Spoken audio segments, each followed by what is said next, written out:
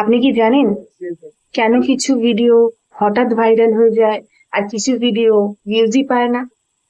এর পেছনে কাজ করে ইউটিউব অ্যালগরিদম। ইউটিউব অ্যালগরিদম আসলে মানুষ আপনার ভিডিও কতক্ষণ দেখছে, যদি কেউ ভিডিওতে বেশি সময় থাকে, ইউটিউব বুঝে যে একটা ইন্টারেস্টিং কন্টেন্ট। আরেকটা গুরুত্বপূর্ণ বিষয় হলো ক্লিক থ্রো রেট, মানে থাম্বনেল আর টাইটেল দেখে কতজন ক্লিক করেছে। ইউটিউব আরো দেখে মানুষ লাইক কমেন্ট শেয়ার করেছে কিনা। যত বেশি এঙ্গেজমেন্ট তত বেশি রিচ। সবচেয়ে বড় সিক্রেট হলো কনসিস্টেন্সি। রেগুলার আপলোড করলে অ্যালগোরিদম আপনার চ্যানেলকে ট্রাস্ট করতে শুরু করে। সে বিশ্বাস করে যে আপনি কাজ করছেন। তাই ভাইরাল হওয়ার জন্য শুধু লাভ না, good content, watch time, engagement, consistency খুবই দরকার।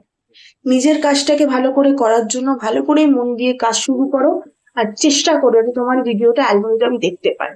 মনে রাখুন, ইউটিউব অ্যালগোরিদম মানুষকে ভ্যালিউ দেয়, শর্টকাট নয়।